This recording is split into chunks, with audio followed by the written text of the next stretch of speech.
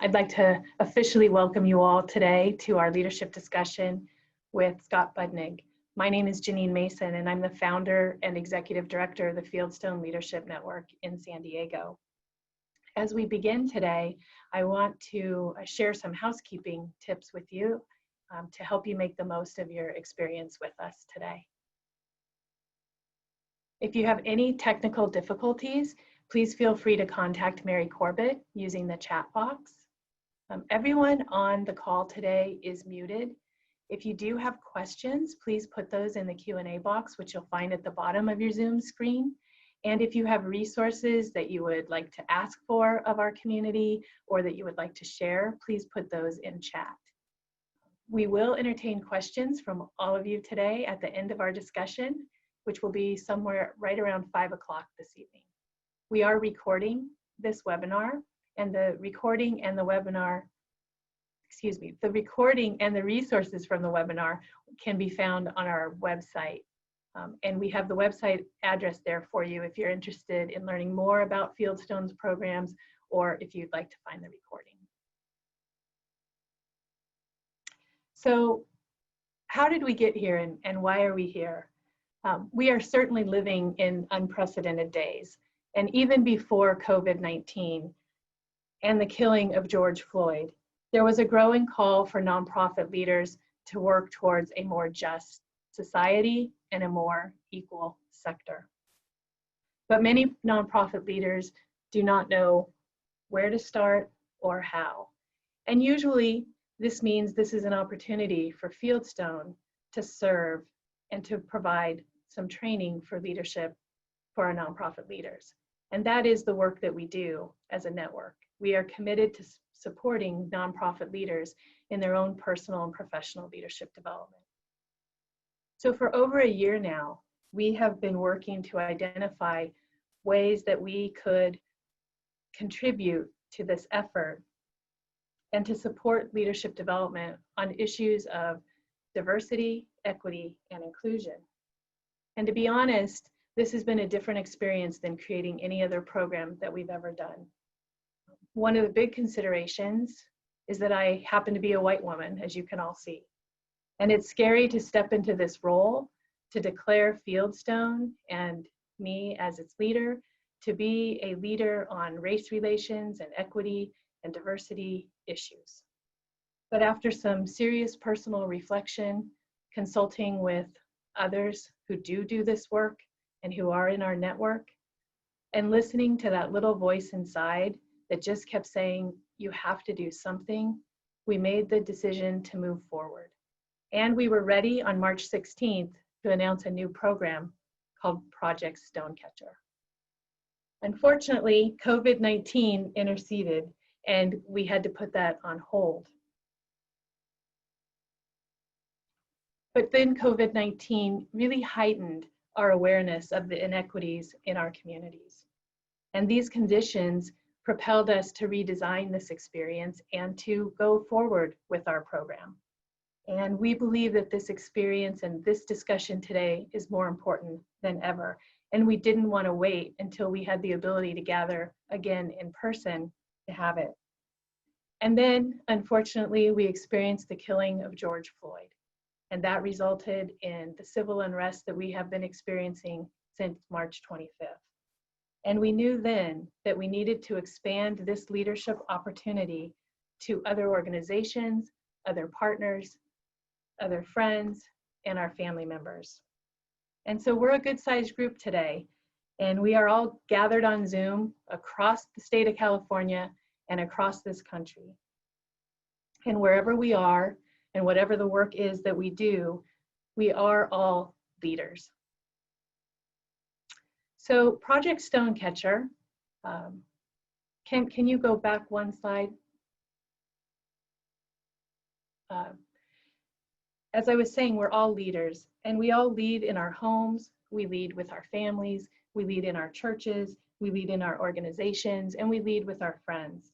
And so in response to all that is going on in the world today, we knew it was a positive first step to extend an invitation to others to join us in our network community. And so to those of you who are here joining Fieldstone for the very first time, welcome and thank you for joining us.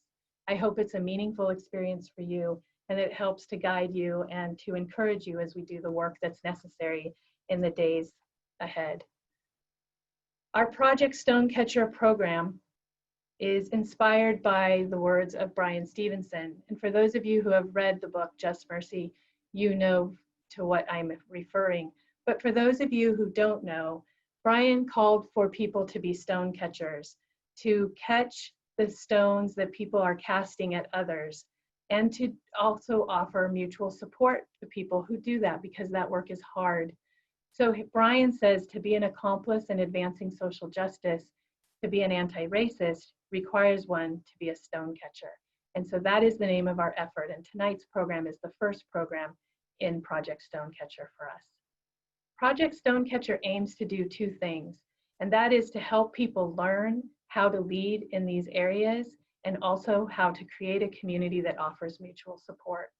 We want to learn together, we want to build trusting relationships, we want to offer support to each other, and we want to provide a safe space for people to explore and dialogue on issues that have been historically very difficult to discuss. And ultimately, this only matters if we're able to collaborate and to take action for the greater good. So who is a leader? As I've shared with you, we're all leaders in our own way. Sometimes we have the role of leadership and sometimes we don't, but we are all leading. And as I rewatched Just Mercy this week, I was struck by all of the leadership themes that run throughout that movie. First, we have trust and the consistency that Bryan shows in his leadership so that people were able to rely on him to be a trusted leader. We have resiliency, being able to bounce back when things don't go your way and your heart's been broken. We have the concept of reciprocity, sharing what you have, your wisdom and your resources, and offering help and asking for help when you need it. And then of course we have the theme of courage. Courage to continue and courage to answer the call of vocation when it wasn't what you originally thought your life was going to turn out to be like. And this is the leadership development that at Fieldstone we strive to nurture and cultivate. And it will be the lens in which we engage in our discussion with Scott today. Now, of course, before we get started, I want to thank our sponsor, Alliant Education Foundation, with special thanks to Valen Brown. Valen is the CEO at Alliant Education Foundation, and he's a longtime member of the Fieldstone Leadership Network. And I'd like to invite Valen to say a few words of welcome. Janine, thank you very, very much. And very briefly, the Alliant Ed Foundation works very closely with Alliant International University and others, largely in the space of funding education and mental health, both in San Diego and across the state of California. But we're really proud of our relationship and affiliation with the Fieldstone Leadership Network. And this is one way to help support this important work. But really, my main point is to say thank you to all of you for joining us today and ultimately being a part of an important conversation at a particularly critical time in our history. So thank you for being with us, and I know you will enjoy today's discussion. Thanks, Janine. Thank you, Valen. I'd also like to thank our team behind the scenes that you don't see. Mary Corbett, who is our network administrator, and you've probably all been getting emails from her. And I also want to extend a special thanks to Kent Lee, who is the executive director of the Pacific Arts Movement. And Kent has taught us a lot about Zoom and how to handle all of these intricacies, and we couldn't have done this without him today. So thank you so much, Kent. And now I would like to introduce you to our facilitator, Leanne Kim. I know for many of you in San Diego and beyond, she's a recognizable face for you. She is the founder of the Pacific Arts Movement here in San Diego. She's a former newscaster for Channel 10 here in San Diego. She's a longtime member of the Fieldstone Leadership Network. And Leanne will be joining me in Montgomery, Alabama next September as one of our facilitators for the Social Justice Retreat that we were hoping to do this September, but we've had to reschedule. Leanne is a learner, and she's also a fierce champion for immigrants and minority communities. And she's been an important companion to me in my own journey. And as many of you know, and have maybe experienced personally, this work can be scary. And I have highly valued having Leanne as a companion on my journey and as a person that I'm able to talk with, that I can ask questions of, that I can fumble around with, that I can try to learn and be vulnerable with. And I can use the wrong words, and I can be encouraged to start again. And so that's ultimately the goal of Project Stonecatcher, and it's inspired by people like Leanne, who I have been lucky enough to be surrounded by. And so without further ado, let me introduce to you my friend and my colleague, Leanne Kim. Thank you so much, Janine, for those very, very kind words. And thank you for your leadership and your vulnerability and providing the space for us to have this conversation, and how meaningful it is that we're launching Project Stonecatcher with this leadership discussion during this time, because our guest, Scott Budnick, has dedicated his life to catching stones through his social justice work. Scott is the founder of the nonprofit Anti-Recidivism Coalition, focused on juvenile justice and prison reform, supporting formerly incarcerated men and women with housing, job training, and education. ARC has helped 14 bills get signed into California law, including one that gives thousands of juveniles sentenced to life without parole a chance at freedom. He is also president and CEO of One Community, a multimedia company financing projects that inspire activism and social change. And Just Mercy is the first film released by One Community, and Scott was the executive producer, one of several executive producers of the film. And he joins us now live from his home in Los Angeles. Scott, you might want to unmute yourself so we can talk. We are so grateful to have this opportunity with you. Thank you so much for your time. Absolutely. Such a pleasure to be here, Leanne.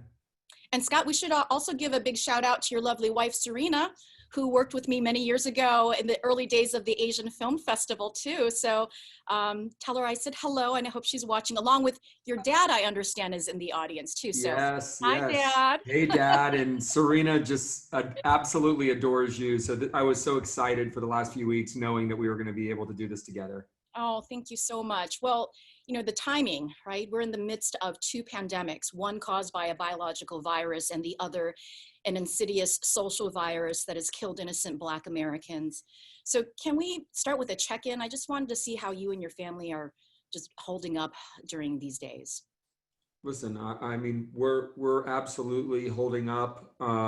We have two 16-year-olds at home, and we're both working from home. We're spending great time as a family together. And I work with folks that are, oh, there they are. I'm so used to working in jails and prisons and juvenile halls, and I know what a real lockdown looks like. And it doesn't include a pool in your backyard and time with your family. And right now we have 130,000 people in California that are locked down in a small cell with another person and don't get to see their families and don't get to have visits or go to school or go to religious services right now. And so I'm grateful and I'm blessed to have everything that we have. Right, and we just saw a picture of Serena and your two mixed race boys. What kind of conversations are you having with them these days, given what's happening in the world? Yeah, Trey is my stepson, Serena's son, and Tyler is our nephew. And we're reading a lot together. They're reading a lot. I was really excited to see that their social media game has been upped, and all of us, I think before this, they may have had like 2 posts each, and now their story is full of social justice commentary and videos. And right after this, we're gonna safely take Trey to a protest, and masks, gloves, and social distancing, not a crowded one, a small one that kids are doing. But we're just really kind of laying it all on the table and not trying to sugarcoat anything. Right. Well, and the timing of our conversation right now is really remarkable, because just this week, Warner Brothers announced that they're giving Just Mercy out for free for the month of June in light of all the racial unrest that's taking place. Scott, can you talk about that decision to give away the movie for free? And and what role this movie might have in this national conversation and the outcry for justice. Yeah, I mean, God bless Warner Brothers. They are our partner on this, and they have been all in on not just making a film and telling the story, but making a huge impact. And they didn't blink an eye. Came up with the idea right away to offer it free to a month. Came to all of us, the partners. Bryan Stevenson is one of my heroes, one of my friends, and whatever I can do and we can do to amplify the incredible work of Bryan and EJI. Bryan's been talking about racial justice for the last 2 decades. Bryan's museum, obviously, that you were talking about in Montgomery, is one of the most incredible places I've ever stepped foot into.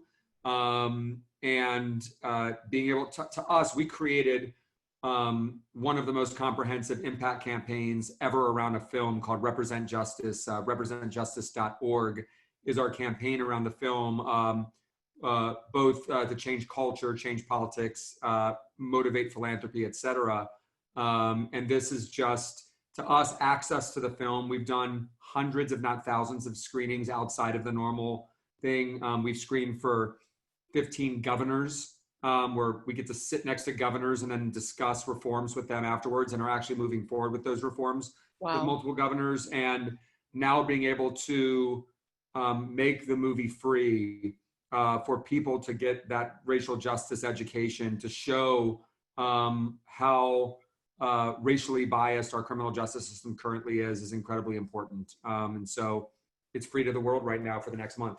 Yeah, thank you so much for that, and also for your vision in using this movie as a way to change policy and also change hearts and minds. So thank you for that. But we're going to dive a little bit deeper into the movie in just a bit. But I would like to give our audience a little bit more context of your background, because many of them might not know that you've had a wildly successful career in Hollywood. This is a picture of you and actor Ed Helms from The Hangover. You had produced the highest grossing comedy trilogy ever, the Hangover series. It brought in nearly $1.5 billion. It was my first social impact film. Yeah, that's right. Your first social impact film. You're just building up. And you left, though, that lucrative career in 2013 to start a nonprofit, taking a 90% pay cut. I mean, who does that? So what in the world compelled you to go from Hollywood to spending your time in prison? And how did you listen to that calling? Because Hollywood is so loud, right? How did you hear that calling and step up to that calling? Well, it was very obvious when it hit me. I moved out from Atlanta, and we were always, my dad, who's listening right now, always pushed us in the direction of social justice and being of service to others. And I did it throughout all of my middle school and high school, and got out to Los Angeles and just felt that I was in a bubble where no one really was concerned about what was happening 5 minutes away. And we're sitting having $200 dinners, and 5 minutes away, a kid was going hungry, or a kid was killing a kid. And it just, I didn't love living in Los Angeles at that time. And it wasn't until a friend of mine that I worked on Old School with said, come down to Juvenile Hall and be a guest speaker in a creative writing class. That day in 2004 changed my life in huge ways. I walked into a prison for young people, and all brown and black young men and boys, and sat at a table just like that in a creative writing class. And I looked to the kid to my left and I said, how are you doing? How was your week? And he said, it was a really bad week. I just got sentenced to 300 years to life. And he was 15 years old. Say that again, 300 years to life? 300 years to life, 15 years old. Wow. And when I asked him what happened, he said, I stood next to my friend that shot the victim in the butt. The victim was in and out of the hospital in a day. And for standing next to the person with the gun, I went to prison for 300. I'm going to prison for 300 years to life. And David then left to go to prison. And on the other side of the table was a kid named Adam, who didn't look a day over 11. And he was heading to prison for 6 years for a robbery.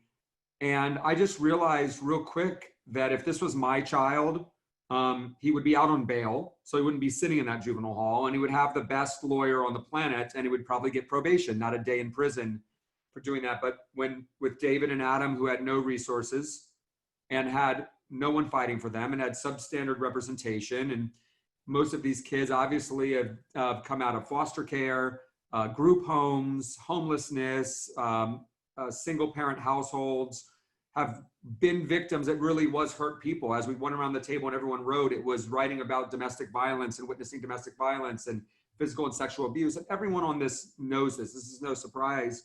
But I just told them on that day that I'm with them. If they're willing to make the changes that they need to make, I'm with them for the long haul. And I just became that guy in the film business that was making movies and doing this. And it really kind of manifested first when young Adam, who looked 11, got out of prison 6 years later. He called me, he said, "Scott, you promised when I got out, you'd help me get on my feet." I said, "We're about to shoot The Hangover, come down and you got a $12 an hour internship, come hustle." And I said, "Be here at 6 in the morning." And he was there at 4 in the morning. He beat everyone to work, attitude of gratitude, ran circles around everybody. And at the end of it, our prop master said, "I'm bringing him on to the next film. I'm putting him in the union." And Adam went to $48 an hour. And now he and his 4 brothers are now in the union in the film and television business. And it just has been, the double life has been it was the greatest balance to, pardon my language, but like the bullshit world of entertainment. And it was really, I did that for 16 years until I made the decision to leave and start ARC. Mm-hmm. And I understand that you're still teaching the writing course at Juvenile Hall, at least outside of the pandemic. Outside of the pandemic, absolutely. Since 2004. Those are my kids. I love it. You've been with these kids for a very long time. And can I ask you, what have they taught you? What have you learned from teaching? And how has that experience increased your leadership capacity? I think it taught me more than anything the power of presence, and how to really listen and actively listen. I think the greatest lesson, I had one of my favorite kids named Chris Murray, who called me from a courthouse holding cell and said, "Scott, I just got sentenced to 2 life without parole sentences." Oh. And he was 16. And we're the only country in the world that would sentence a child to die in prison. So Chris called me and he said, "I don't know what to do. I've been sentenced to die in prison." And I said, "I'll meet you down at the juvenile hall in 2 hours when you get there." And I called the chaplain and I said, "What do I say to a kid that just lost the rest of his life?" And the chaplain said, "It doesn't matter what you say. It's all about the power of presence." And I took that to heart, and then did a bunch of motivational interviewing training and really learned how to listen, and also learned that, like, I didn't actively have to change anybody.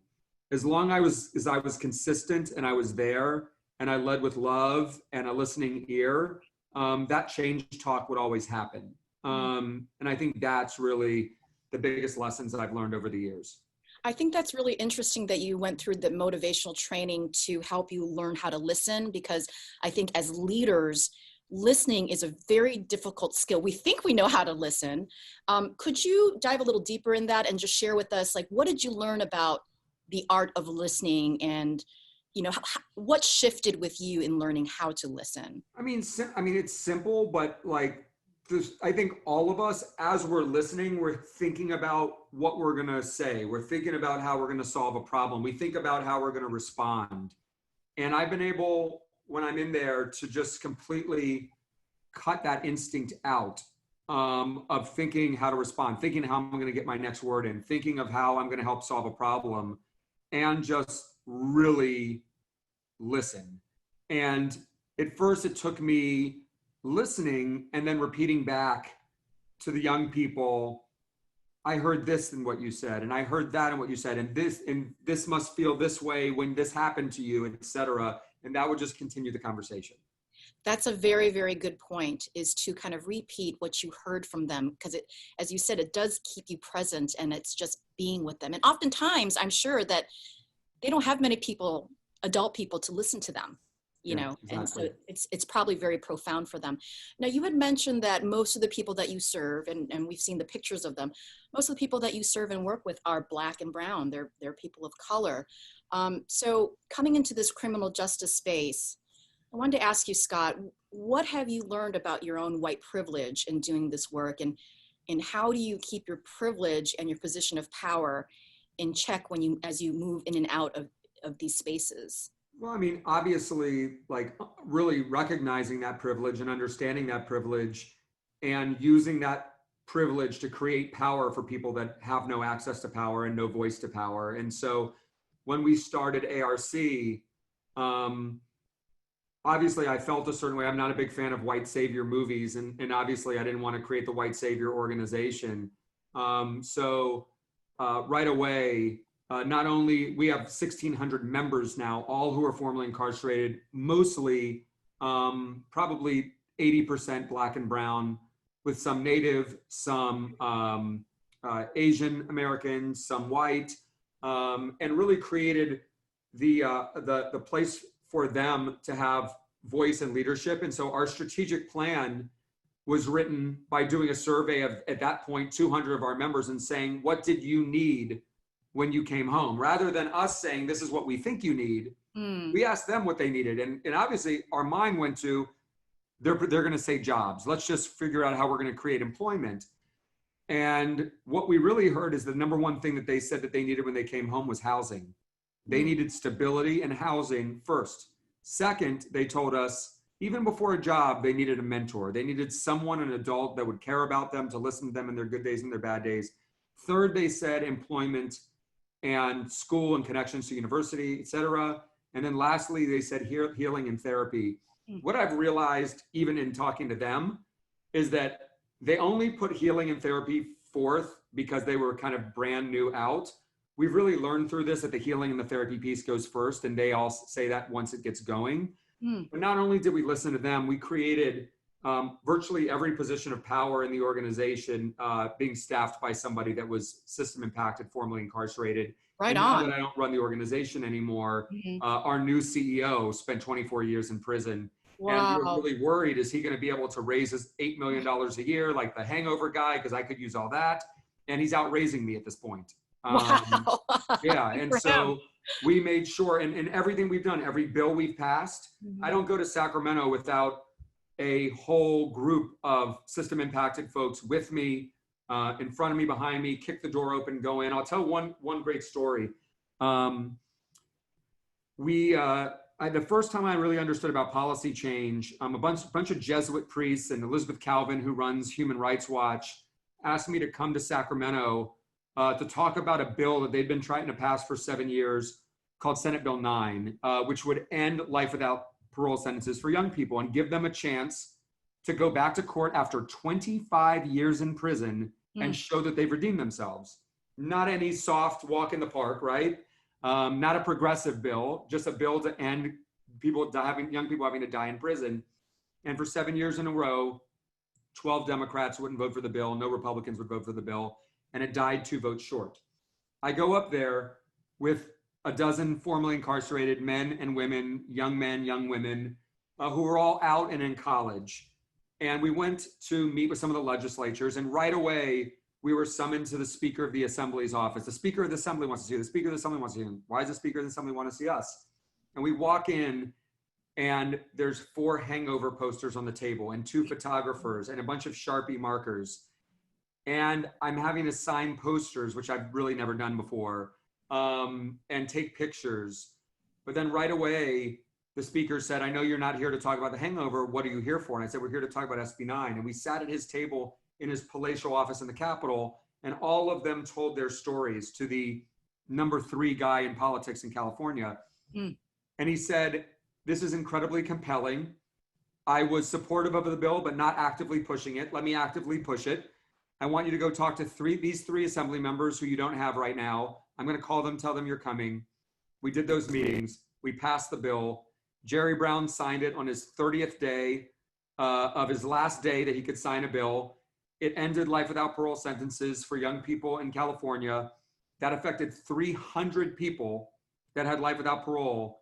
And then after that, we were able to pass 14 more bills that affected 26,000 people young people in prison, all sentenced to die in prison. And now it's different, but it really was, the entire strategy was leading with those who did not have the access to power and having them not only tell their stories and exploiting them, that's not what we're doing, give them the power to design the political strategy, to implement the political strategy, and to be the implementers of the political strategy. And I love that because one thing that Serena and I were talking about that you're so good at, and what also inspired you, is your closeness with the people that you're serving, right? And also bringing that closeness to the Capitol, bringing that proximity to the lawmakers and the policymakers, for them to see face to face these individuals really makes an impact. And beyond that, I know that part of your leadership is you don't just leave them in prison, or when they get out of prison, you don't just let them go on their way. They become like your best friends. They come over for Thanksgiving, for Christmas. They're openly in your home, you know, hanging out in your hot tub, I guess, you know. So I just love the fact that they are your extended family, and you walk. Well, I have to thank my wife. Obviously, we're very careful about who are around our kids and coming over to the house, but there's leadership at ARC that are basically family to us, Right. That I've known since they were 15-year-old in prison and are now out and 25, 30, 35, 40 years old, and as close as family to us. And I'm really grateful that I have a wife that's so supportive of the work that I do. And I met her doing the work, right? I saw her testifying in front of the Senate on behalf of foster care and kids when she was working for the Children's Defense Fund. So luckily I found someone that has really shared passions, as you know. Yes, well, and maybe you are her mentor. Well, and she's probably softened you a little bit, because when you were in the film industry, I know it's a very cutthroat industry, right? And so as a film producer, as a film executive, there's a certain kind of mentality going into the making of film and the product in which you're putting out. What was the learning curve for you going from film executive to nonprofit leader? And what are the skills and competencies that you had what are the skills and competencies that you needed to be an effective leader? Well, I mean, I think first off, like, I was able to bring one strong skill set, which was being a storyteller, right? I was a storyteller for a living.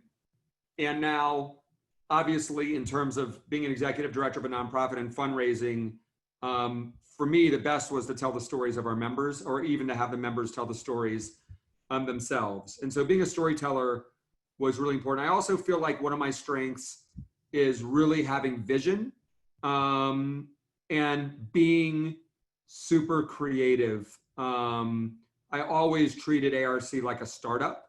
And I think some people love that, and it really frustrated people. Also knowing what I'm not good at. Like, I am very, very clear that I am a very bad manager. I'm a great leader. I'm a bad manager.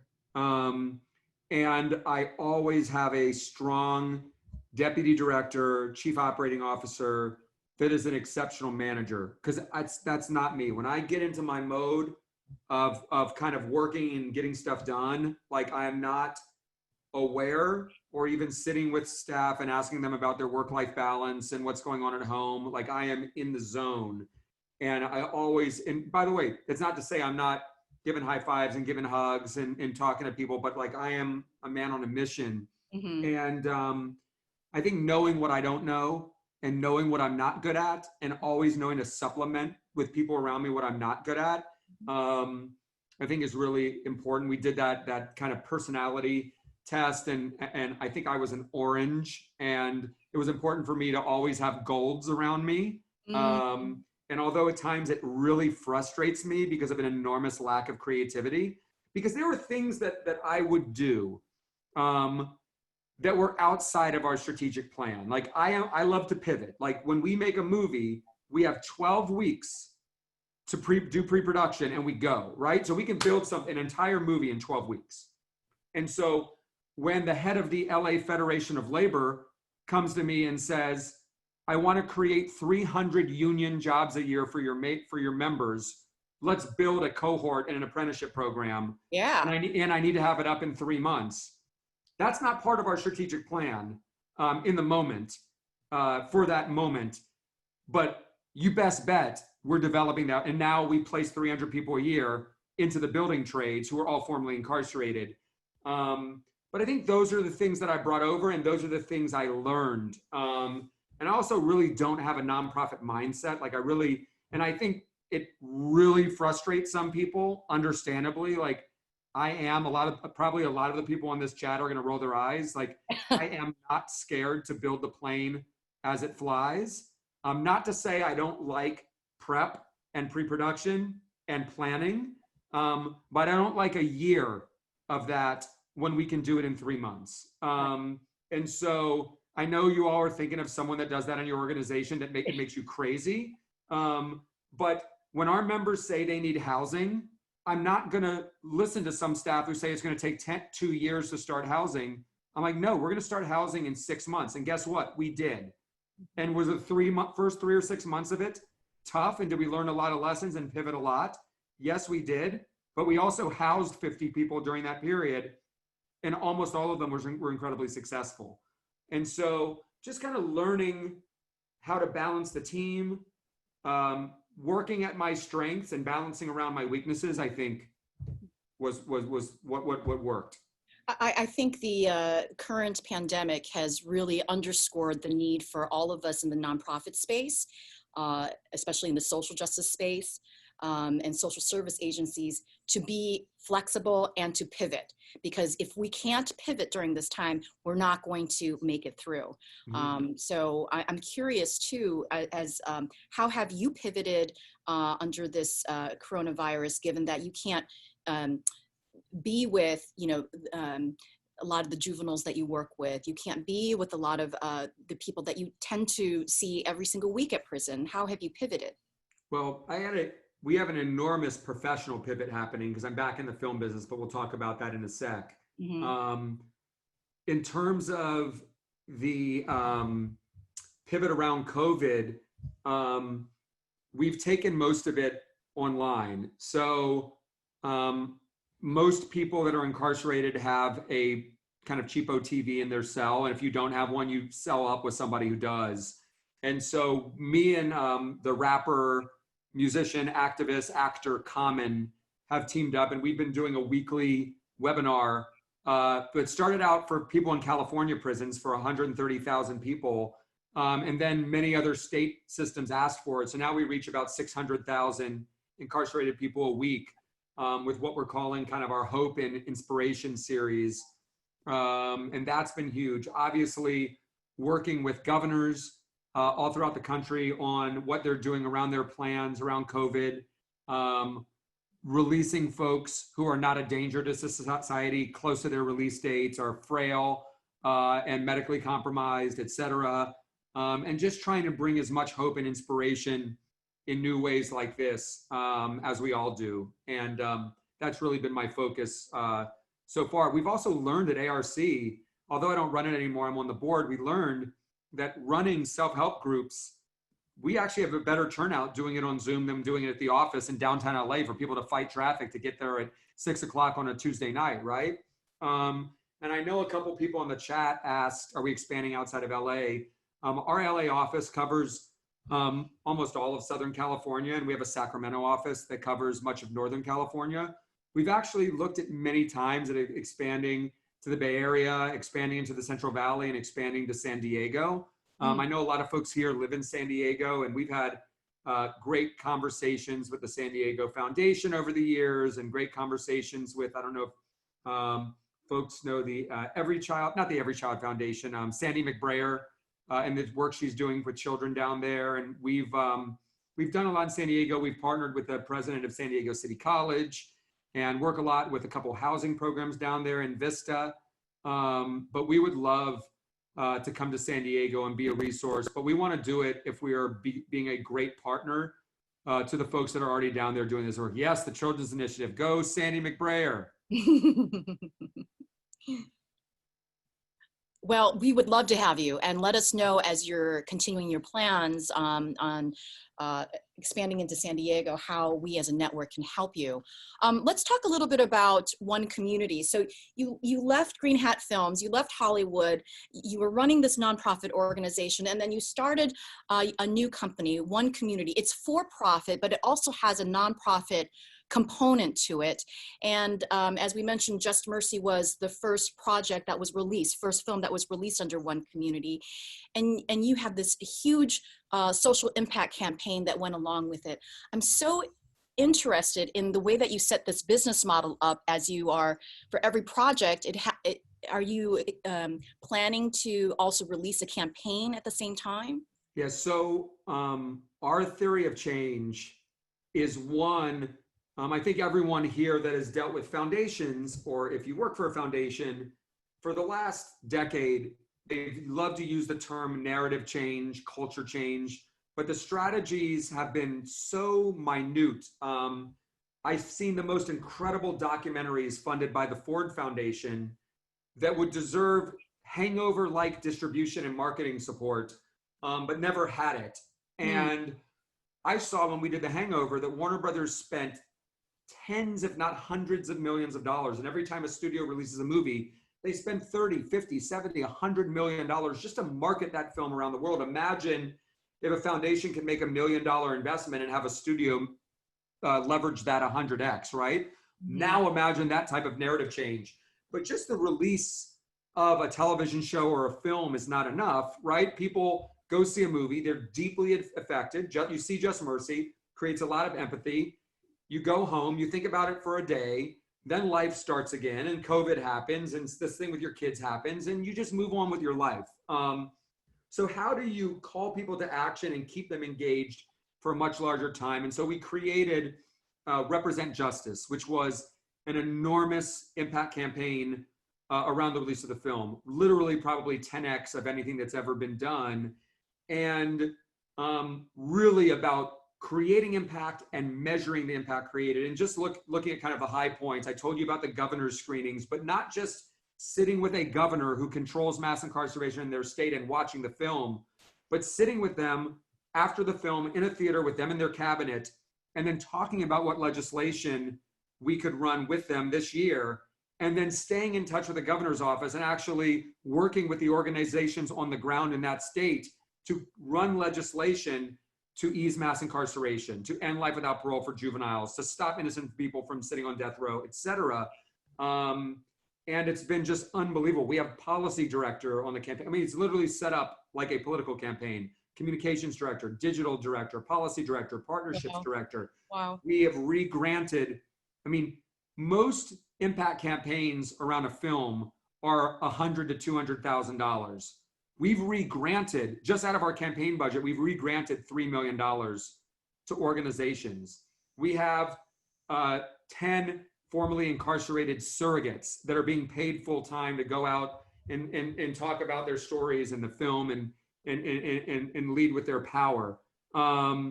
We created an initiative with the NBA called Play for Justice, where we really looked at who are the biggest culture changers in communities. And when I would go watch the Utah Jazz in Salt Lake City, or the Milwaukee Bucks in Milwaukee, or the Oklahoma City Thunder, it was players of color playing for all white arenas, right? Mm-hmm. They are the cultural influences in those times to those mostly white Republicans in those arenas. And we screened Just Mercy to over 15 NBA teams and created an initiative where we brought them inside prisons to play basketball with men and women inside prison, and then to engage in deep healing dialogues, deep mentorship sessions. And all of these teams have now adopted and the prisons in their thing. And they've now made this one of their biggest initiatives. The Milwaukee Bucks, the Sacramento Kings, the Los Angeles Lakers, the Cleveland Cavaliers, and the Portland Trail Blazers. And beyond that, we have a huge prosecutors campaign, as we see going on around the country right now. We see prosecutors not prosecuting folks like George Floyd until there are protests. We see that, I think in Los Angeles, there were 600 plus shootings of unarmed folks by the police and 0 prosecutions. We led a huge faith campaign with the National Council of Evangelicals, and had an enormous conservative campaign with the Koch brothers and Right on Crime and Prison Fellowship, and a lot of right of center folks, because those are the folks we needed to reach to develop empathy and understanding. And so that was a huge part of what we're doing. Our campaign continues. You can learn more about it at representjustice.org, which I typed in there, or me on Instagram, Scott Budnick1, and I'll type that in the chat also. I'm posting a lot about what we're doing on the campaign, as well as a lot of the stuff that we're following. I love your tireless advocacy and your passion. It must be so tiring after a while. How do you keep up with your stamina? Because that's a lot of work. As you know, I have the greatest wife of all time and a great family. And right. Serena says at 6 o'clock, put the phone away, stop. And that happens, and we have great family time. And we've gotten away to a farm in the middle of nowhere a couple times. And when I need my 24-hour getaway into nature to recharge, she gives it to me, and she does the same, as you know. Yeah, the self-care part of this is super important, and I'm really happy I have a wife that demands that of me. Well, you married up, as I told you earlier. Yeah, so lucky, so lucky. I want to remind Dad? Yeah, Dad, he married up, huh? I want to remind everybody, we only have a few questions in the Q&A, that if you have any questions about Just Mercy for our guest here, Scott Budnick, we will be getting to those questions in just a bit. But I'd like to go ahead and launch into Just Mercy, because you were talking about all these NBA stars and, you know, the rappers, and I know that you have Kim Kardashian on speed dial as well, and all that. But you know who I'm really excited that you know is your hero, Bryan Stevenson, author of Just Mercy. Yes. Whose lead role, you know, the movie is based on his personal story. Tell me, how did you get connected to this project? And this is a picture of Bryan Stevenson, that's him on the right with the real Walter McMillan there. How did this movie project come about? Well, first, I followed Bryan for the longest time, and Bryan is my personal hero and was able to become a colleague and a friend. He is the most lovely human being. And when I say there's somebody that is fully dedicated to justice and racial equality, that is Bryan in his heart and his soul. You hear his speeches, we're blown away by his speeches, but when he's not giving speeches, he is the same guy. He would always rather be in a prison, sitting on death row, fighting for somebody than anywhere else in the world. And when I was starting One Community, and found out that Warner Brothers, where we made The Hangover, and literally like family to me, bought Just Mercy, an incredible executive named Nija Kirkendall found the film and championed it. Nija is the real deal, very much the pushing racial justice and social justice at Warner Brothers, and the company has really empowered her and has rallied around these issues. A great man named Gil Netter had the rights and was producing the film. And we simply asked if they would like us to co-finance and come along and run an impact campaign. And they welcomed us in, and we're just incredible partners. And to be able to watch the film for the first time, the first cut of it, a cut that no one has seen, to be able to watch the film for the first time in an empty screening room sitting with Bryan, and to think the whole time with my heart beating so fast, is he liking it? Is he hating it? What's he thinking? Well, he was an executive producer of the film too, so wasn't he along the way? The whole thing. He was involved in every aspect of it, which is what made it so nerve-wracking. And after it, I was so thankful for Bryan. I was bawling, crying. I walked down the aisle and just could not stop crying and hugging him. And he like patted me on the back and he said, "Scott, it's so great. Scott, it's so great." And it was just an amazing moment. I mean, he really is a hero of mine. He still is. I'm still in awe of everything that Bryan is. And I love him like a brother. I love the man. Were there, I've read the book and the movie is very, very true to the book, but of course it couldn't include everything. Were there any scenes that you guys shot that you couldn't include in the final version? Yeah, me and Bryan were actually like both fighting to keep this scene of Charlie, which was a young kid that Bryan had represented that was arrested and facing life without parole, and actually was sexually molested while in county jail because they put him into an adult facility. And there were 2 scenes shot of Bryan with Charlie, Bryan with Charlie's mom, and with Charlie getting released. And it was a really powerful moment in the film. But what we learned when we screened it for the first audience is all they cared about was Walter's story. And anything that got in the way of the momentum of, is he gonna win? Is Walter gonna get out? Stop the momentum of the film. The film was already a little bit too long. And we liked it because obviously me and Bryan are both super involved in juvenile justice. But we also loved the fact that it showed that Bryan just doesn't represent people on death row, right? Or just adults. Bryan's clients are so diverse in age, in what they're facing, et cetera, in race, et cetera. But it just didn't make the cut. And we hope to release some clips soon so you get to see the Charlie scenes. Oh, would love to see that. From a leadership standpoint, as you entered into the making of this movie, how did you walk the talk in the movie making? Like, how did your values show up in the process when it comes to being authentic, to the story, and also maybe the casting, the crew, the choice of the director, for example?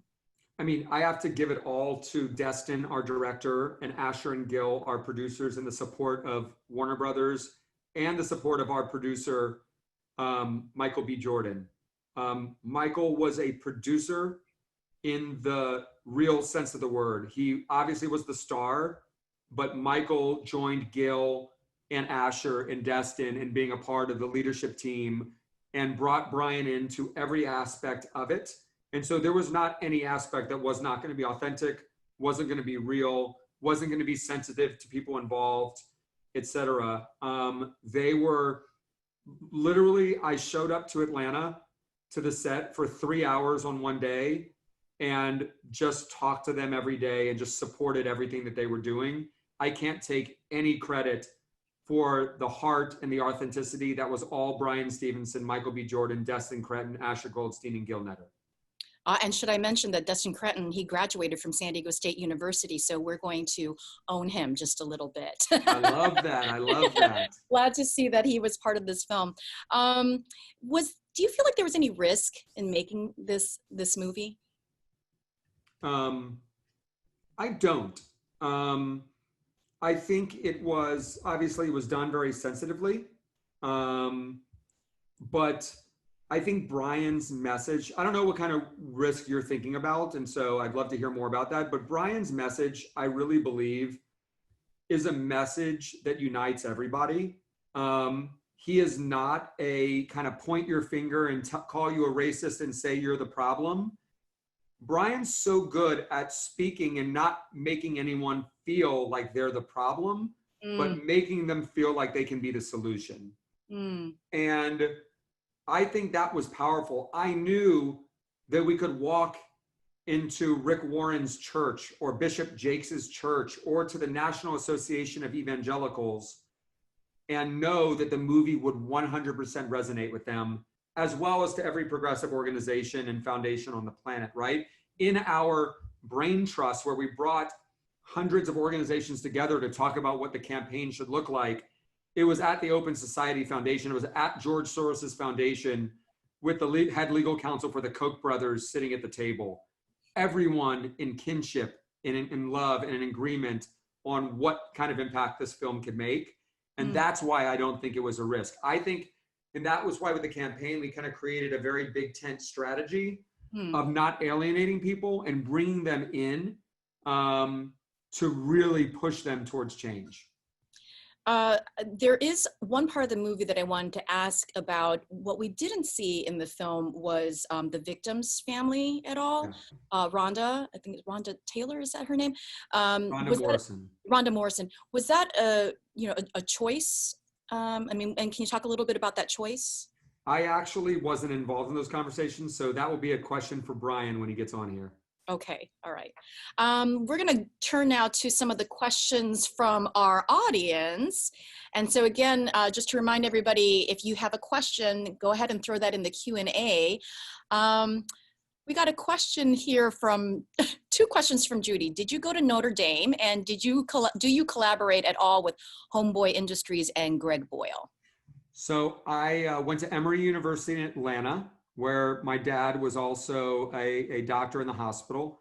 But my kid goes to Notre Dame High School in Sherman Oaks, California. I am a huge fan and friend of Greg Boyle, and we are great partners to Homeboy Industries. They're extraordinary. Cool. Well, Linda writes that she has teenage sons like you, and they took an intro to law class in high school and got certified to sit in on teen court. They haven't had a chance to participate yet, but she wanted to know if there was some kind of role for them to participate in your cause. Yeah, I would suggest that they immediately, I don't know where they're located, but I would say they should immediately go to representjustice.org.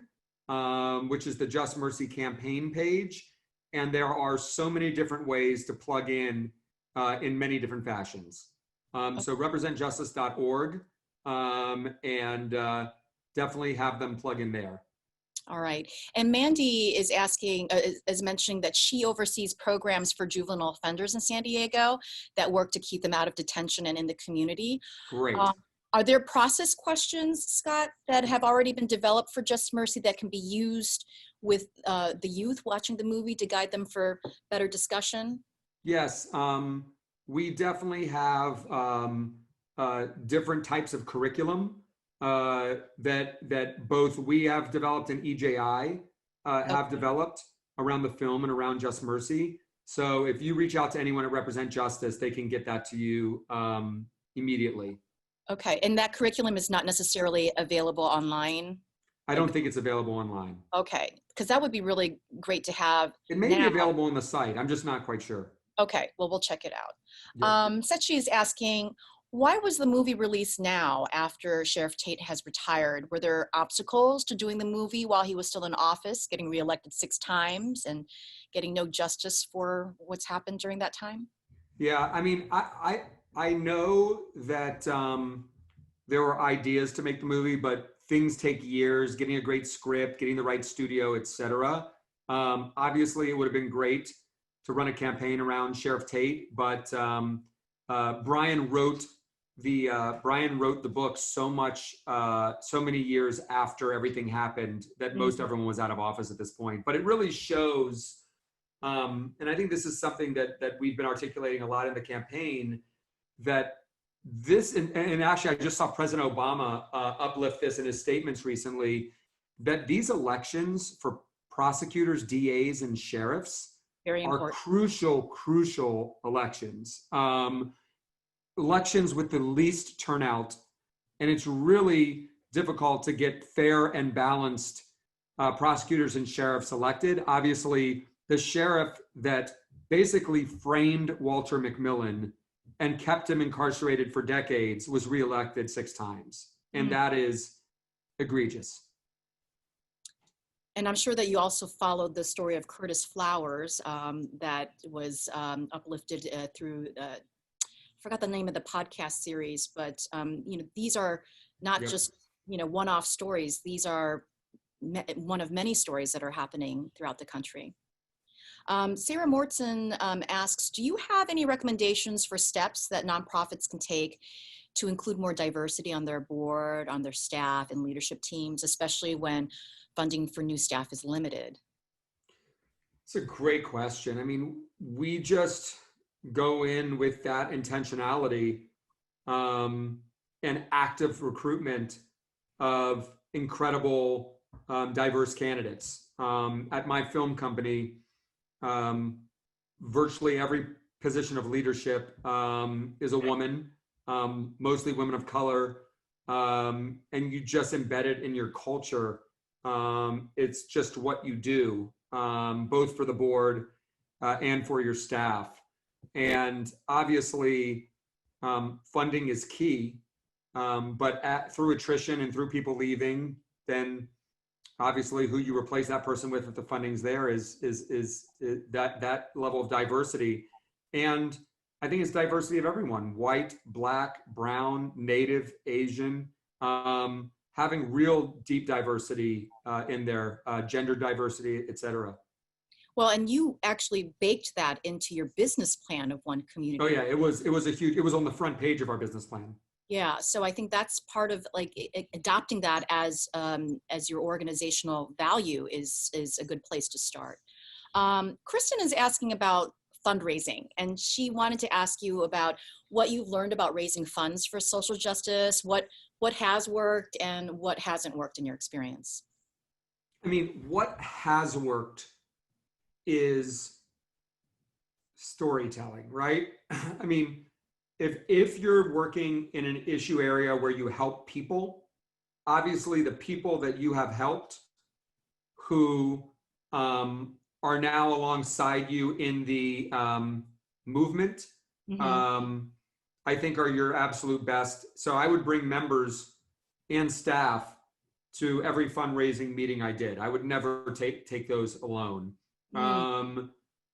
Because the proof's in the puddings. And I think when you have the heart and those stories with the data, then you got it. I think some of the problems that we had up front, what didn't work was not having the data to back things up. And once we strengthened the core of the organization with a head of operations and then a COO and then a bookkeeper, and then really spent money on that piece of it, we were really able to get a lot more kind of data and research done, which really helped the other side of the incredible stories. And you have a natural talent for storytelling, and we know that in fundraising, storytelling is critical, right? And so as you're bringing other people in with you on these meetings, Scott, did you have to train up these people to be able to tell their story? Because that's not natural for everyone. Yeah, but we do like every week on Monday night, we have an ARC policy and communications meeting. So new members who have been out of prison for a week or juvenile hall for a week, within a week of being out, they'll learn their little elevator pitch, right? They'll learn their 15-second, their 30-second, their minute, right? And they'll know what parts of their story they're comfortable telling, because we don't want to make anyone tell something that will re-traumatize them. What parts of their story are the most impactful? And so that's definitely something we always do. And we obviously, that helps them at the parole board, that helps them when they're on a job interview, that helps them when they're in college and public speaking class. So it really is, it helps throughout.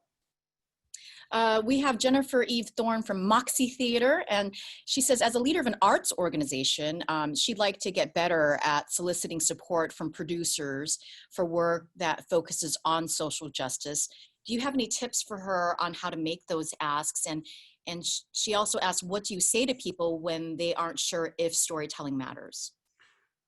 I mean, the first part, I'm not quite sure how to answer the question, other than be super direct in your asks. But the narrative change piece, like everything really changed for me, well, twofold. One, a billionaire that I did a documentary with, when I left the film business, called me and said, you're making a huge mistake. Like, you're leaving the biggest tool in your toolbox, your ability to use your films to change hearts and minds. And that got me thinking. And in the same week, I met someone that was one of the political leaders for the marriage equality movement. I said, how did you go from people clutching their Bibles and saying that's not marriage and it being illegal in 50 states to it being legal?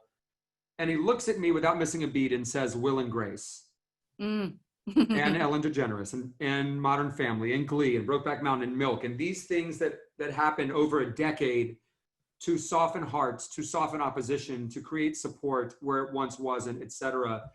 And that is just one of multiple examples of TV shows, films, that have changed public opinion, where there's research and data and testing and et cetera around that. So I know someone told me like an environmental study around the day after tomorrow. God, what were some of the others? Those are the ones that I remember right now. Okay. Well, by the way, are you planning on doing any more social impact movies? I mean, do you have anything in the pipeline right now? Yeah, we are very close to announcing our next film that's going to be coming out in January. Obviously, nobody knows what's going to be happening to movie theaters, Right. right? We don't know if January things look the same or they look different. If we have to push it to the next summer 2021, once there's a vaccine, then we'll have to do that. But it is a very exciting film about a incredible global superstar singer. It's a biopic. I'll leave it at that. That will be announced soon. And this is a social impact movie? I mean, there's a social impact. Oh, yes. Okay. Oh, yes. Can't give us anything more than that? I mean, I think someone that was very instrumental in the civil rights movement, et cetera. So take your guesses. Okay. And we also just bought rights to an incredible book. I was actually at a philanthropy event, and I heard Ben Affleck on stage talk about the work he's doing in the Congo. And he mentioned a book. And so I went to the stage and I stopped him afterwards. We'd never met, introduced myself, and I said, "What's going on with the book?" And he tells me nothing. And it's called King Leopold's Ghost. And it is actually the story of the first ever human rights campaign. It starts off not so positive with King Leopold of Belgium wanting his own African colony. Ultimately what he really wanted was to enslave people to get more rubber and make him a lot of money. And after a lot of torture and 1 million deaths, a bunch of human rights activists, some Black Congolese, Black Europeans, Black Americans, white Europeans, white Americans, all came together to expose King and overthrow King Leopold. And so we just bought that book. Ben Affleck is directing. Martin Scorsese is producing. Cool. Farhad, the writer of Apocalypto, is writing. And we're deeply excited to tell that story. I also read somewhere online about a project involving female inmates and firefighting. Is that something you're also working on too? Yeah, we bought a great New York Times article about the women who fight fires in California while they're incarcerated. The story actually follows a woman who dies in her pursuit of being an inmate firefighter. But these women are heroes. They get paid $1 an hour or something like that. They risk their lives. They become the heroes of community. They save homes. They save people's lives. They save structures. And when they get out of prison, they are not allowed to work in firefighting because of their felony on their record. Wow. And so telling that story with Margot Robbie is another project we're developing. Oh, very cool. Because we're going to change it. And by the way, here's the interesting thing. When we announced the project, Jerry Brown was in his last year of office. So I came to him with the project and I said, "Do you know there's modern day slavery happening in our prison system because men and women are fighting fires, risking their lives, and they can't get jobs." And he ended up putting money in the state budget, and we created together the Ventura Training Center, where we now, starting with men, but will be women soon, where we have 80 men all out of prison, all on parole, working there under the supervision of CAL FIRE, all going into CAL FIRE careers for the rest of their lives. So we've literally changed 100 years of state policy.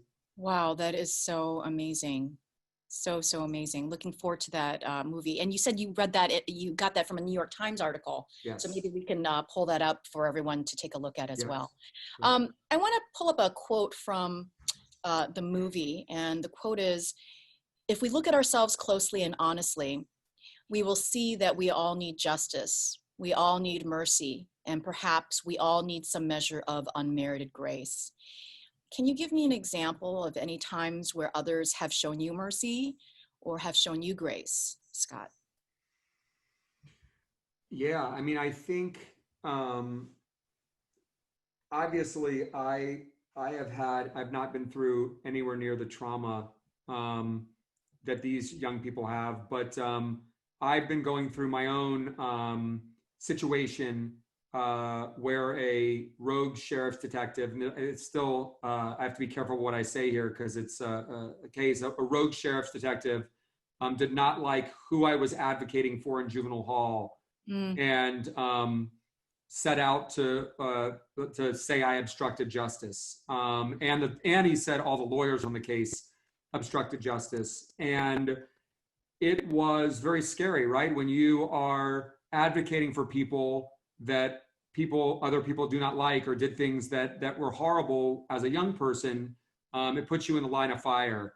And it put me and the attorneys in the line of fire with someone that really couldn't be stopped. And it took a lot of incredible people and lawyers and help and judges, et cetera, to stop this. It's something we all endured for 3 years. And I'm lucky that I have the resources to have people to support me like I do. But the family of this young kid were attacked and harassed and intimidated, and they don't have any of the resources I do. And so I really appreciate everyone coming to me and wanting to help and wanting to achieve justice in my situation. But really, this is about the people that don't have the resources, that don't have the power, that don't have the voice. And as much as I felt like it was horrible, something horrible to go through for me, I always had to think of how lucky I am to be able to fight for justice for others and have the resources to fight for myself. Mm-hmm. That really reminds me of, and by the way, so sorry that you're going through that. It reminds me of the scene with Eva in the movie where she's outside talking to Bryan Stevenson, and she's talking about how since doing this work, she's lost friends. People have talked about her behind her back, and her home and her life and her family has been threatened. So it goes to show that there are sacrifices that we all make, especially when doing this type of change-making work. Especially when there's people that want to create an us first them environment where this is not us first anybody. It's why we had such a huge campaign, right? Like I have almost every crime victims group in California we partner on with different initiatives. I speak to multiple district attorneys throughout the state of California that are elected district attorneys to run bills together and try to do things and call them on their shit when they need it. And they know that I'm coming from the right place. I just spoke last week to the district attorney of San Diego, Summer Stephan. And it doesn't need to be something that's always deeply combative. But when you're doing this work and you're advocating for people that have hurt people, there's others that want to paint you into a light that is not who you are. And I think obviously Bryan Stevenson has often gone through that, Sure. Way worse than I have, like as a Black man in Alabama back in those days, and Eva alongside him as a white ally. My life's easy. We have quite a few people who are in the audience who run arts organizations, and one of them, Cecilia Kuma, she wants to ask you about, just in your experience, the value of arts programs for youth and adults who are incarcerated.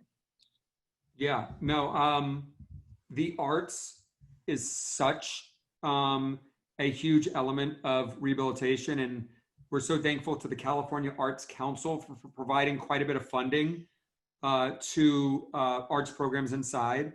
I've seen the most incredible painting, fine art program at Lancaster State Prison. I've sat in sessions with Tim Robbins and the Actors Gang doing Shakespeare in painted face inside prisons with hardened people incarcerated. I have obviously started in a creative writing program. So I've been involved with Inside Out Writers for the longest time. And all of these programs, like we all know, like wink, wink, they're fairly therapeutic and fairly healing. But it's like, it's the great way, someone who is very anti-therapy, it's a great way to have them engage in the healing process. And obviously we know expression and writing and music and dance and poetry and acting is just all deeply therapeutic and deeply healing, and a huge, huge part of rehabilitation. Yeah, and the storytelling too. I love that podcast, Ear Hustle. Do you listen to that one? All the time. Oh, you do? And Okay. Erlan, who started, is my guy. That's my brother. I love him.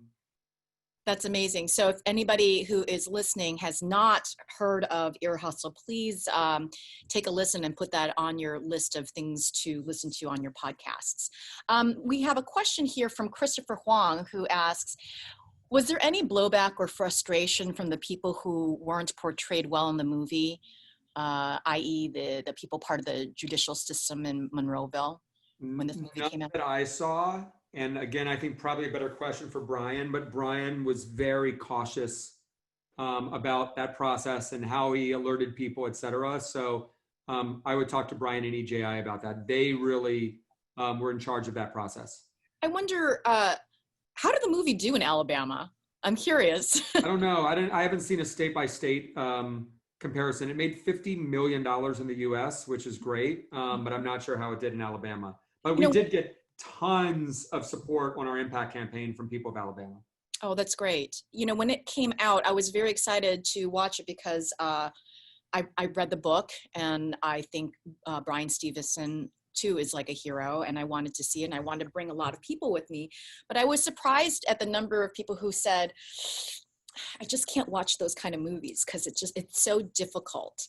What do you say to those people who say, oh, I can't watch 13th, or I can't watch Just Mercy because it just hurts me and I already know what's going to happen? What do you say to people like that? I say it has a happy ending. I said it's gonna take you through a lot throughout the process, but in the end you'll smile. And that's really the truth. Sometimes we have to confront, as Bryan always talks about, we have to confront some of the dark, sad parts of our history to make change, right? Bryan always talks about proximity, that until you're willing to become proximate to human suffering, you are not going to make the changes in the world. And when you do become proximate, that's how change is made. And he's right. I've just put up the website for his organization, the Equal Justice Initiative, EJI.org. Feel free to reach out, learn a lot, engage with them, donate to them. They're an incredible organization. They are the realness, and there's really no one doing racial justice work like EJI.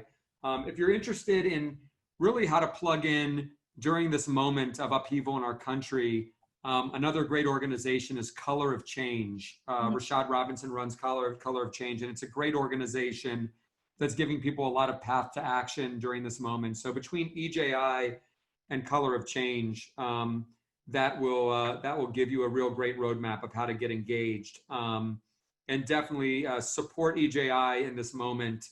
They're taking on additional clients and helping free folks from incarceration. Right, and as the movie said, 1 in 9 people who are executed are actually innocent, which is a shocking number, shocking percentage. We also have a question now from Laura Archuleta. She's with the Jamboree Housing Corporation, and she wanted to find out a little bit more about what you're doing to help with the housing needs of your members as they get out of prison. It's a great question. We've started 2 housing programs of our own, one in the San Fernando Valley and one in Koreatown. And so we house I'd say maybe about 60, 70 people at ARC and ARC Housing. We also partner with tons of other providers. One of my favorite is the Amity Foundation, who has a great campus in Vista called Amity Vista. We have a network of dozens of partners all throughout the state that we partner with in terms of housing. And obviously, we're very politically active in expanding affordable housing for folks. Mm-hmm. And speaking of politics, your work in bridging the political and ideological divides is so incredibly important, especially during such a fraught, chaotic time like this. Are there any particular lessons in doing that bridge work that you can share with all of us? Can you repeat it? Yeah, your work in bridging political and ideological divides is important. Are there any lessons in doing that work that you can share with us? I mean, literally, I personally do not engage in that. When it gets really, really bad, i.e. with this president, I do. I have no issue kind of really speaking up against this president, but I try not to make it like we're doing the most of our work right now in Oklahoma, which is the largest incarcerator in the country. And if I start anything in Oklahoma politically, I'm done, right? It's every single county in Oklahoma voted for Donald Trump. They love the death penalty in Oklahoma. So my conversation is not about the morality of the death penalty or a real progressive message. My message is there are innocent people on death row. Oklahoma is about to execute an innocent man named Julius Jones, and he didn't get a fair trial, and people need to look at the case. And I love I went to Oklahoma to screen Just Mercy for the Oklahoma City Thunder basketball team. I met the kindest, most wonderful people in Oklahoma. It's a deeply evangelical state. And I'm not going to come in there and start throwing stones politically, because we need to move them to the next level and have them not be the largest incarcerator in the country, right? And so, again, I don't think anybody who is ignorant or racist changes their position when you start the discussion. You're a racist. I think when you start with a kinship relationship and you listen and you understand, we get to that. We get to the place of change. Before we let you go, one last question is, we're all being called now to take a stand for justice and equity. There are more new allies in this space than ever before. What advice can you give to us on how to show up as allies and change makers and stone catchers? First, as Bryan Stevenson always says, be proximate, right? Don't be a Twitter warrior or an Instagram warrior or Facebook warrior. Like, do that, like communicate the right messages, but get off your butts and get active. And I think also understanding the Black-run organizations that are really leading in this moment. And I'll just leave and say, if you haven't clicked that Color of Change link in the chat, do it right now and follow those steps. Okay. Scott Budnick, on behalf of Fieldstone and our sponsor, Alliant Educational Foundation, thank you for your leadership and your commitment. We wish you and your beautiful wife, Serena, and your boys peace and well-being. Thank you so very much. Leanne, I'm so happy to finally meet you. Yeah, thank you. Look forward to more. Yes, much, much more. And best thank you. Of luck to you. All right. Love everyone on here. Thank you, thank you, thank you. Yes, this was a very robust conversation. Some really great questions and great comments in our chat section. We're now going to pull up our resources page if we can do that.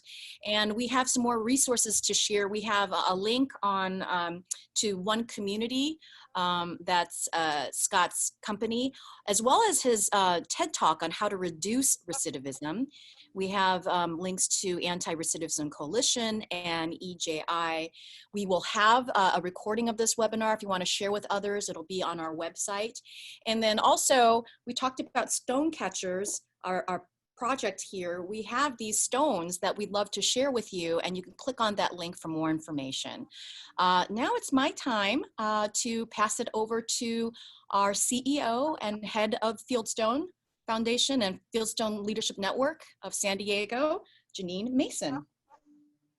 Well, thank you, Leanne, and thank you, Scott. This was just fabulous. The energy was contagious, and this is really hard work, and it feels so uplifting, even though we have had some very thoughtful conversations and questions that we've had to consider. So thank you so much. Thank you, Scott, for joining the Fieldstone Leadership Network and beyond, and friends for joining us from across the country. As Leanne said, we have our stone catcher rocks, and they're really an opportunity for us to start some conversation. When people see these rocks, they say catcher on them, so it doesn't really make sense.